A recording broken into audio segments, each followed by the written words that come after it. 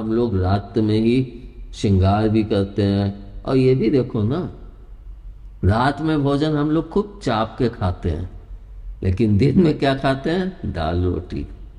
रात्रि में हम लोग भारी भोजन खाते हैं, क्योंकि माँ का प्रेम होता है, मेरा बच्चा आया है, आओ खिलाओ, मोटा आ जाए नहीं मोटा है, ये बनाओ ये खिलाओ, ये बनाओ ये खिलाओ। दिन भर पति काम करके आया है, उसके लिए लाओ ये बनाए, या कोई भी है। तो ये माँ का प्रेम होता है, सभी माँओं में होता है।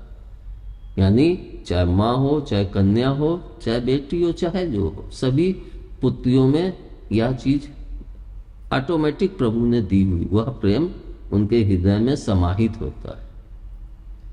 तो रात्रि का समय माँ का और दिन का समय प्रभु का।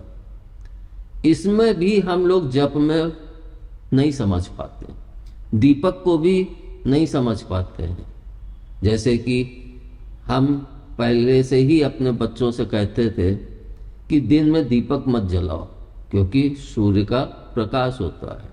सूर्य खुद परम पिता के द्वारा हम लोगों को एक बहुत ही अकाट्य दीपक दिया गया है, जिसकी कोई काट नहीं है, जो आज वर्षों से जाने कब से प्रज्वलित है, और हम मानव जगत इस ब्रह्मांड को पोषित कर रहा है। मतलब इतने जाने कब से कौन सा घी या कौन सी ऊर्जा, कौन सा तेल जो अभी तक उसको पोषित कर रहा है। तो सूर्य स्वयं एक दीपक है। अगर सूर्य ना हो तो हमें पता ही नहीं चलेगा कब दिन हुआ। और रात्रि माँ, मतलब माँ प्यार में अंधी होती है, इसलिए रात्रि उसका समय चलता है।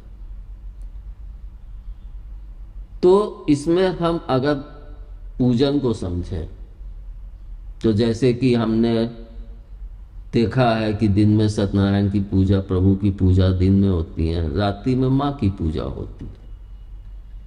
तो हम लोग क्या करते हैं, जो कुछ लोग हैं कि हमसे दिन में ही पढ़ा होता है, तो दिन में वो प्रभु की पूजा पकड़े, जो भी मंत्र ले।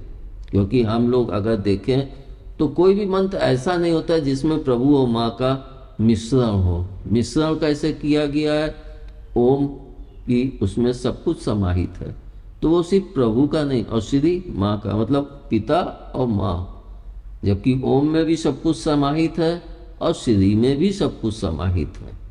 लेकिन इन दोनों शब्दों को कि माता और पिता पहले जोड़ देते हैं, तो हमारा मंत्र जो है वो प्रभावशाली हो जाता है।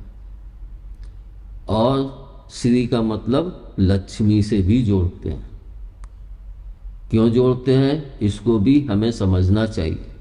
जैसे कहते हैं ये हमारे घर की लक्ष्मी है, किसी बेटे या भतीजे या किसी पुरुष को नहीं कहते कि ये हमारे घर की लक्ष्मी है। लेकिन कन्या होगी या बहू होगी तो वो कहते हैं कि ये हमारे घर की लक्ष्मी है, यानी लक्ष्मी श्री हो गई। अब अगर हम अपनी पूजा का संपूर्ण फल चाहते हैं तो हमें माता पिता दोनों को ही समान रूप से भजना होगा। क्योंकि इतने वर्षों में मैं यह समझ पाया कि हम लोग एक मंत्र लेते हैं और दिन में बैठ के करें।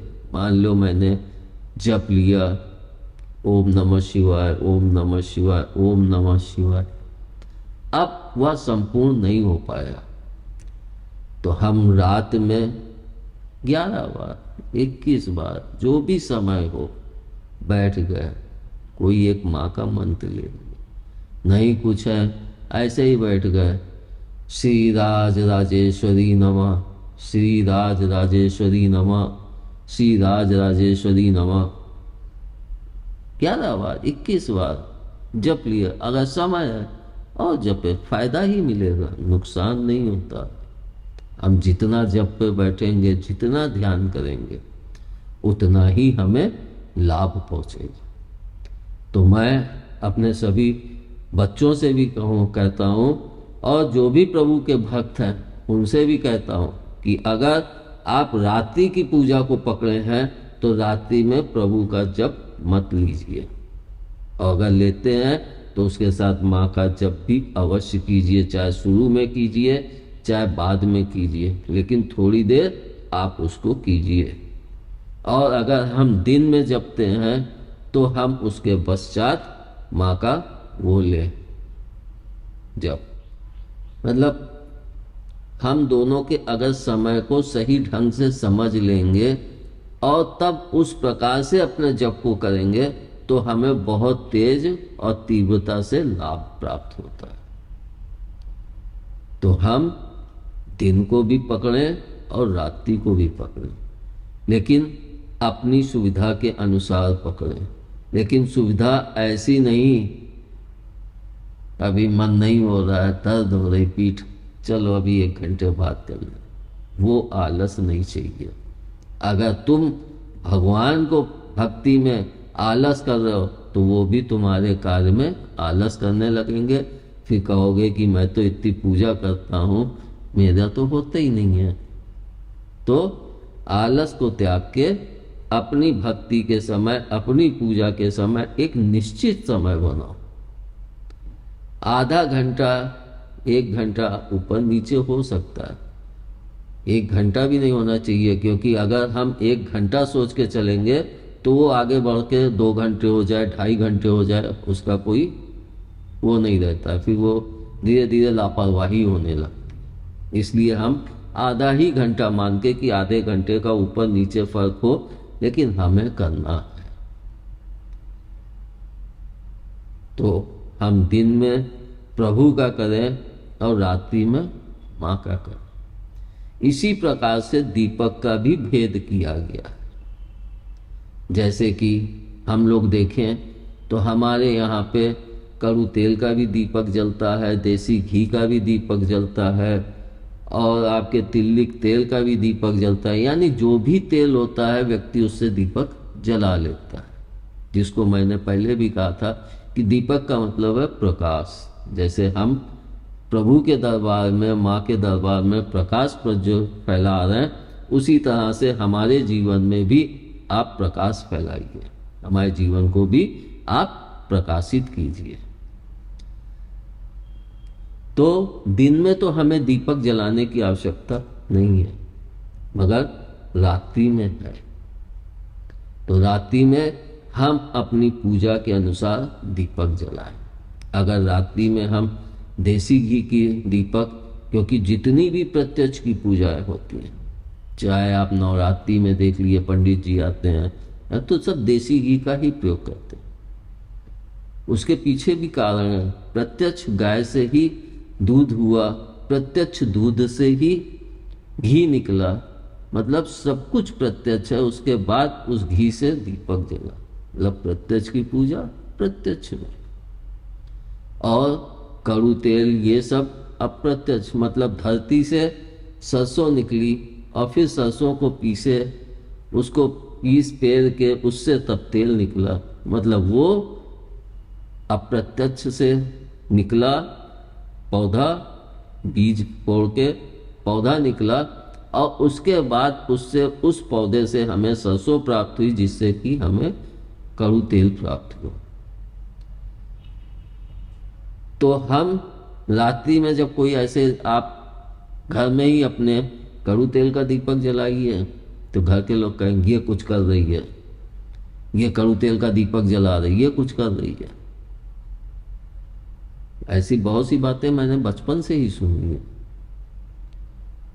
लेकिन हम ये भी तो सोचें, कड़ू तेल का दीपक हमारे घर की निगेटिविटी को समाप्त करता है। जिसको आजकल लोग कि नमक का पोछा लगाओ, या फिटकरी धरो, या ये करो या वो करो, ये सब तमाम प्रकार की अवधारणाएं लोगों ने अपने हिसाब से बनाई और की। उनका फायदा होगा, मैं ये नहीं कहता हूँ, निगेटिविटी उनसे भी खत्म होती हो, लेकिन आदिकाल से अपने सनातन धर्म में कड़ू तेल का दीपक ही शाम को संध्या काल के समय प्रज्वलित किया जाता था।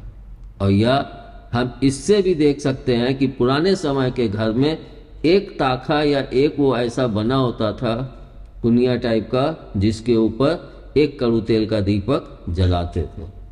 कहीं कहीं पे संध्या काल के समय तिल्ली के तेल का भी दीपक जलाते हैं, कहते हैं कि उससे लक्ष्मी का आगमन होता है। यानी हम दीपक भी प्रज्वलित करते हैं तो वह भी पूजा के हिसाब से ही होता है, मतलब हर चीज का बंटवारा होता है। लेकिन मेरा मकसद यहाँ पे ये बताना नहीं है। मेरा मकसद ये बताना है कि हम सात्विक पूजा से भी तंत्र को मात दे सकते हैं। सात्विक में भी वह शक्तियाँ होती हैं, क्योंकि माता पिता देने वाले वही एक हैं, वही तंत्र में भी देते हैं और वही सात्विक में भी देते हैं।